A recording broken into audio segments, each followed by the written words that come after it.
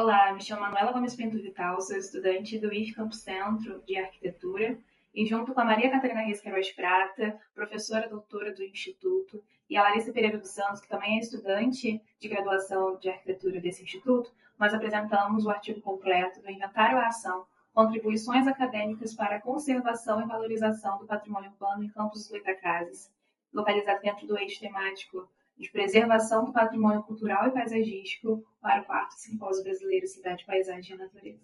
A gente começa a destacar como a cidade ela é um campo de aprendizagem, né?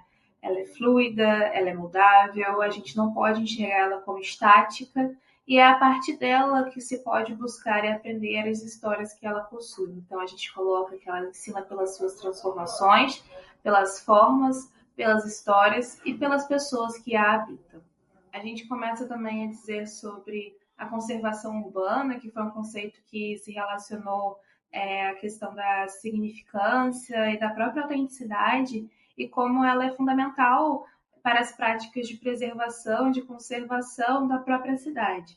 Então, a gente fala como a autenticidade ela existe há muito tempo, mas ela passou a ser observada no campo da conservação a partir da Carta de Veneza, de 1964, na qual ela começa a aparecer como essa característica um pouco mais ligada, né, ao patrimônio a ser preservada, a ser conservada. Então, é a partir dessa conferência de Nara, também em 1994, que começou a se consolidar, começou a criar um pouco mais dessa compreensão do que significa autenticidade, das suas dimensões, que são muito plurais, de não enxergar um bem cultural com apenas um significado, de que cada local, cada região, cada bem tem a sua identificação, tem o seu motivo, tem o seu valor simbólico ali presente.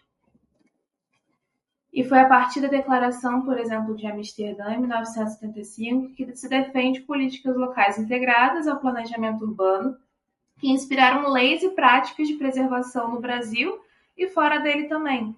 Então, foi a partir daí que começou a se formular um pouco mais de alguns princípios, especialmente do poder público municipal. Então, esse interesse por esse documento, ele está justamente no fato de que ele começa a enfatizar um pouco dessas diretrizes e a própria atuação de preservação do patrimônio. E a Constituição Federal também de 1988, ela começa a definir o patrimônio cultural brasileiro e institui o inventário, que a gente destaca o inventário, pois ele é a ferramenta principal do nosso estudo, como esse instrumento legal de preservação. Nós trazemos aqui uma linha do tempo, onde destacamos alguns anos e algumas questões importantes. Como em 1948, o Silvio de Vasconcelos ele vai realizar o inventário Ouro Preto e ele vai ser considerado precursor, né, dessa ferramenta. E aí, a partir de 1970, pelo PEC Bahia, coordenado pelo Paulo Armindo de Azevedo, ele começa a adotar umas metodologias diferenciadas, como a utilização de plantas baixas, as próprias edificações, além de envolver também um procedimento de avaliação de um estado de conservação do edifício, né? Do imóvel a ser conservado. Ou seja, ele começa a utilizar o olhar, a observação de cada... Ele leva a pessoa às ruas a observar aquele imóvel, a identificar os fatores do que está sendo conservado, do que não está sendo conservado. Então, começa ali a trazer um pouco mais de criticidade no processo de inventário. Em 1995, o IFAM começa a promover o encontro de inventários do conhecimento, reunindo experiências nacionais, mas foi a partir de 2000 que ele começa a lançar manuais de referência. E esses manuais são muito importantes, como, por exemplo, o Inventário Nacional de Bens Arquitetônicos, o de referências culturais e até o dos sítios urbanos. E o Mota Rezende também ressalta essa importância de estratégias diversas de valoração adequadas a diferentes contextos, períodos e tipos de bens culturais. Ou seja, como já foi explicado a parte da autenticidade, reforça ainda mais essa questão dessa individualização, essa particularidade e a atenção e sensibilidade que precisamos ter para cada tipo de bem e de que não é universal, é particular realmente. O nosso objeto de estudo ele fica localizado dentro do estado do Rio de Janeiro, mais especificamente no norte do estado, em Campos Goytacazes, bem no primeiro distrito, e ali se localiza aquela áreazinha ali, chamada Zona do Comércio do Centro Histórico, ou um apelido de ZCH.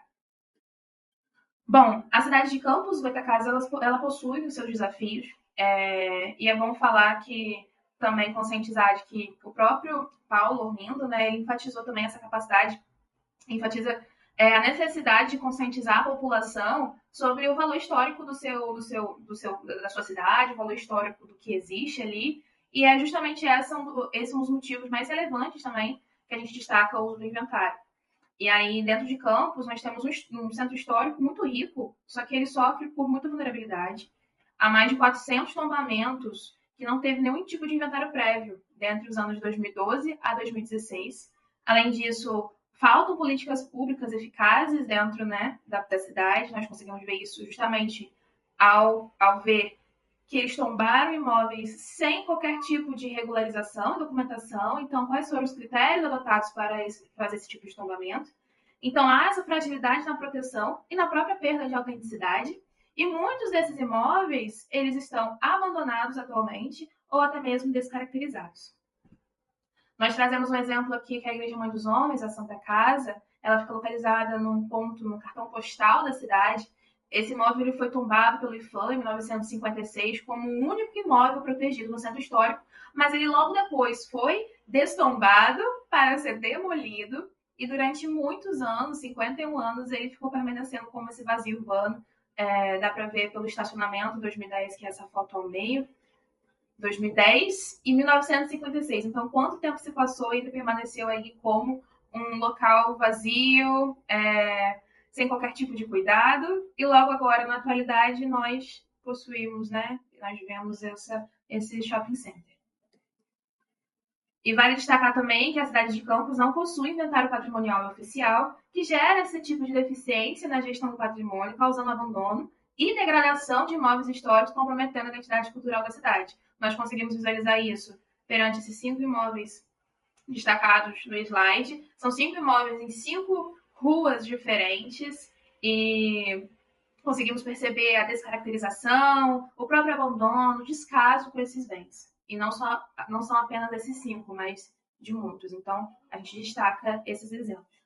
Os objetivos desse estudo é demonstrar o valor do inventário realizado no contexto acadêmico, envolvendo docentes e discentes do curso de Arquitetura e Urbanismo, que integra esse ensino, a própria pesquisa, a ciência e a extensão, para além da catalogação técnica, e as contribuições principais dessa formação pedagógica dos próprios estudantes, a valorização do patrimônio edificado, a compreender melhor as dinâmicas urbanas que existem, a fundamentação de políticas públicas de preservação, a orientação de processos de conservação urbana e o fortalecimento da memória coletiva. E aí a gente coloca, a gente destaca que para enfrentar esses desafios presentes em Campos, o estudo ele apresenta essas reflexões tanto teóricas quanto práticas sobre o uso do inventário, como essa ferramenta metodológica de preservação. Ele integra 2 vertentes, que é a ciência, o projeto de pesquisa desenvolvido no Mais Ciência da Prefeitura de Campos entre os anos 2021 a 2024, que é o Inventário do Patrimônio Urbano e Cultural de Campos, com a própria disciplina prevista na grade curricular dos alunos do IF Campos Centro, que é Patrimônio e Técnica de Preservação, que tem esse foco de identificar e caracterizar os imóveis de interesse patrimonial do centro histórico da cidade. Nós destacamos aqui agora, pegamos o eixo, assim, né, a centralidade assim, da própria cidade de Campos, como ela é extensa, e que essa zona ela pertence bem ao centro mesmo da cidade, nós fizemos um zoom, e que o critério de escolha da área é justamente essa concentração desse patrimônio arquitetônico remanescente, né, da cidade, corresponde ao objeto de tese de doutorado do PROARC UFRJ da professora Maria Catarina Prata, que é uma das autoras, né, e que consolidou esse tipo de estudo, que levantou esse estudo, essa reflexão, e alinha o ensino à pesquisa com a valorização do patrimônio local. Aqui nós trazemos também um exemplo dessa ficha catalográfica, como ela apresenta, ela envolve, né, tanto a saída de campos dos alunos, com a participação das bolsistas, dos discentes, e supervisionada também pela professora. Os métodos que eles usam é justamente a observação direta, ou seja, você observar, ter essa sensibilidade, além das fotografias sistemáticas dos imóveis tombados e passíveis de preservação. Ou seja, os estudantes, eles não necessariamente estavam ali observando o imóvel tombado, né, daqueles 400, mas ele também poderia escolher um que era passível de preservação. O preenchimento dessas fichas, elas identificavam a localização do imóvel, com um mapinha, além da foto, né, da fachada, falava sobre os usos atuais e, se possível, também o que ele tinha antes, para fazer um estudo um pouco mais temporal do que existia ali antigamente, além do próprio estado de conservação dele, dessas características do tipo da arquitetura, o gabarito, os materiais utilizados, os elementos principais decorativos e construtivos, o próprio valor dele simbólico e histórico, e observações complementares relevantes que vinham após também, que tinha existe um campo para os alunos escreverem sobre essas observações, e também era possível fazer uma análise mais aprofundada do imóvel com essas características mais relevantes e pertinentes que eles identificaram. Aqui nós trazemos novamente a zona, né, do ZCH para identificar 3 imóveis que estão em 3 tipos de características diferentes. Nós temos na rua 13 de Maio, em 155, temos um imóvel que ele, no momento do tombamento, a edificação ela já tinha sido alterada, descaracterizada, então a gente vê aí essa falha de identificação dentro dos critérios do que o poder público tomou, né, estabeleceu para tombar esse imóvel. Na rua Antônio Félix Miranda, nós vemos um edifício que ele recebeu, o proprietário recebeu políticas de incentivo, como a redução do IPTU, por pelo menos 3 anos, então ele mantém preservado da maneira que ele bem entender, sem qualquer tipo de orientação ou partilha, né, que possa auxiliar nesse processo de preservação. E o último, na rua Carlos Lacerda, 46, o imóvel ele é tombado, sem qualquer tipo de preservação por parte dos proprietários, mas ele foi demolido pelo poder público em 2024, no ano passado, sem qualquer tipo de autorização dentro do Conselho de Preservação do Patrimônio Histórico e Cultural de Campos Goytacazes, que é o COPAM, que é o conselho que rege, né, a preservação desses bens. Então, a gente traz aqui, pontua esses 3 imóveis dentro do Centro Histórico.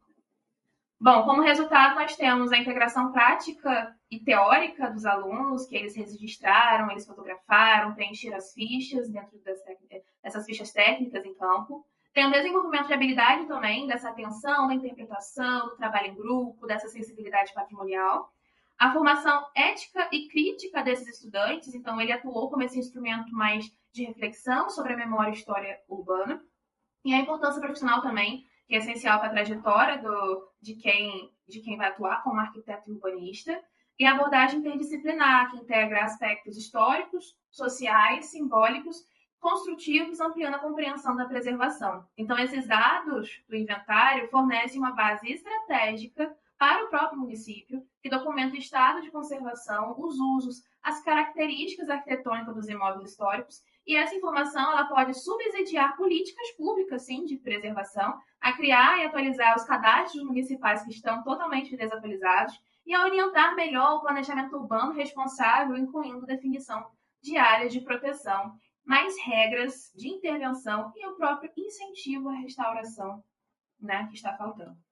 Nós trazemos também como resultado desse estudo, né, o próprio Patrimônio Goytacá. O Patrimônio Goytacá é um projeto de pesquisa em que a Maria Catarina, a professora, ela intitula como a célula-mãe, né? Foi a partir depois dos inventários que começou a se pensar como nós vamos dispor, né, de todo esse inventário, de todas essas fichas. Nós precisamos expor, nós precisamos educar melhor a população que se vive ali dentro da cidade.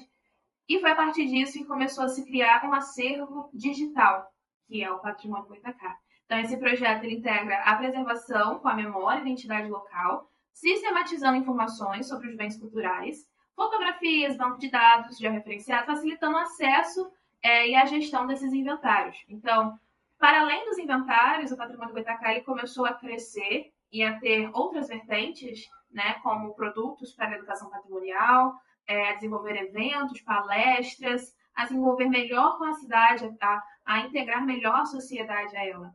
Então, temos o Instagram e o próprio site como exemplos disso, de como você pode unir a sociedade ao patrimônio da cidade. Então, o objetivo é disseminar informações sobre o patrimônio para a comunidade, disponibilizar esses materiais gratuitos para download, informar sobre a legislação também vigente que existe nos momentos, função dos canais também de atuar como acervo e ferramenta de aprendizagem. Aqui tem o template, né, a capa principal do site, onde lá em cima, em inventário material, ao clicar, você acaba vendo ali as fichas de inventários catalogadas, tem como pesquisar também por endereço para facilitar e baixar em PDF caso queira. Bom, nós concluímos que essa estratégia desenvolvida ela mostra que catalogar o patrimônio arquitetônico academicamente vai além de um simples registro documental e se configura como uma ferramenta pedagógica que integra o ensino da arquitetura ao contexto urbano. Ao envolver estudantes em todas as etapas desse processo, o projeto transformou a ausência que existia desses inventários municipais numa oportunidade de formação profissional qualificada nessa produção de dados técnicos consistentes, com sensibilidade e essa democratização do conhecimento patrimonial, tornando visíveis valores históricos e culturais frequentemente negligenciados. Essa metodologia, que foi adotada, baseada em parâmetros de autenticidade, significância e estado de conservação, afasta-se do caráter burocrático tradicional e propõe esse processo dinâmico de aprendizado com uma estrutura modular que pode ser facilmente adaptável a outros contextos, né? Não apenas a campos dos Goitacazes. Em cidades como Campos, que carecem desse tipo de levantamento, a iniciativa torna-se especialmente relevante ao fornecer dados confiáveis que viabilizam a inserção de imóveis em programas de financiamento, em incentivos fiscais e projetos de reabilitação urbana, além de oferecer fundamentos técnicos para a criação de políticas públicas e marcos regulatórios. Esse trabalho evidencia um modelo de parceria entre a universidade e o próprio município, que forma profissionais atentos em questões territoriais e reafirma essa importância de compreender os centros históricos não apenas como conjuntos edificados com valores estilísticos, mas também como lugares de significado que têm ali a sua cultura vinculada à memória coletiva da população. E estamos aqui no nosso referencial bibliográfico. Obrigada pela atenção.